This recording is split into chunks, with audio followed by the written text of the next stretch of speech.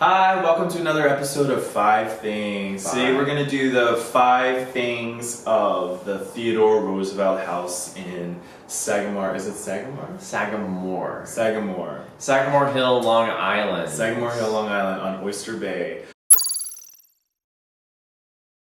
So number 5 is the location. We were able to get there within an hour and a half. Right? Yeah, we took a train out to Baldwin, and then our friend drove us to Sagamore Hill, and it's really not that far from the city, and it was really beautiful. It's like beautiful. On this hill, and there's a lot of nature trails, which we'll get to. But it was so nice to get away from The city. the urban life. Yeah, it was gorgeous. It was gorgeous up on a hill, like he was saying, and it was just nice and peaceful. No, it was right on the northern edge of Long Island, which I've never been to, and On Oyster Bay.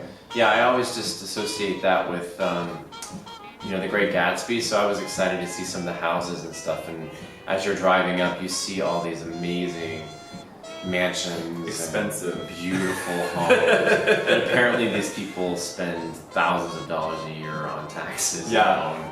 Alright, cool. Number 4 Number 4 is the nature trail. Yeah, well, Teddy Roosevelt was such an advocate for nature and for the national parks and conservation. So of course, and he was an adventurer, and he was a cowboy at one point, and he was just always up for doing whatever his heart desired. And so his home certainly represents that. And there were all these nature trails, and it used to be a farm, so the old orchard is still there, and so you kind of walk around and you can smell what I haven't smelled in a while, which was fresh air. Yeah, it was beautiful. There was this beautiful path through this not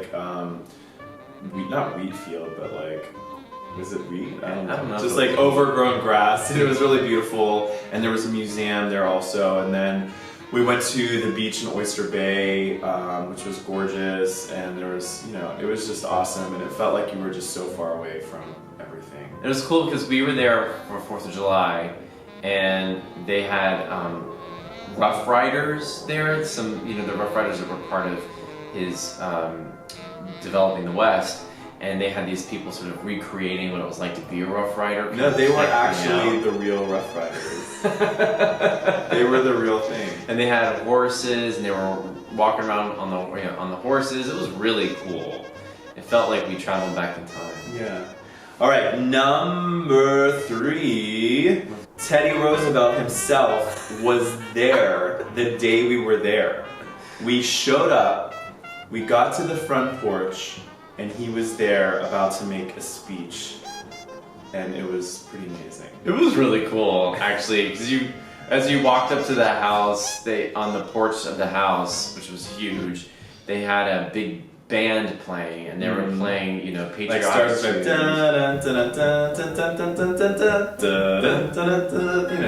And it felt like it kind of reminded me of the Music Man. It reminded me of Stars and Stripes, the ballet. and then they had this guy who looked just like Teddy Roosevelt give up and give this oratory, where he talked about veterans and he talked about America and how great it was, and it was really, really cool. Yeah. And then we saw him, and we were like, I said, "Mr. President, do you mind if we get a photo with you?" And we got a photo with him. It was kind of like. It's kind of like the way I feel about going to Disney and seeing the characters. You think it's this really weird thing, and then you actually meet them and you get all excited. You're like, this is so weird, but I'm really into it because I believe that they are the actual people for that moment. So it's really fun. All right, Which, by the way, if I had a video, I wish you could see Stephen when he met Mickey Mouse. It's the cutest thing. Oh right, because it was the real blinky, talky one. All right. Number 2 is the house. We toured the house, and inside the house was all 90% original items, furniture, and he was an avid hunter, and it's kind of an interesting thing because he was so big on conservation, but it was also another different time period that he had so many dead animals around the house. I don't know that it would fly in today's day and age, but it was definitely a different time period. So I'm gonna just like let it go. But it definitely freaked me out a little bit. Especially the only one that really bothered me was the dinner bell that had two elephant tusks on the it was side. this huge bell with these huge things, and they would like call the kids in for dinner, and if they were late, they had to sit in the kitchen with the staff with in no the air kitchen with conditioning. no air conditioning. I'm like, oh my god.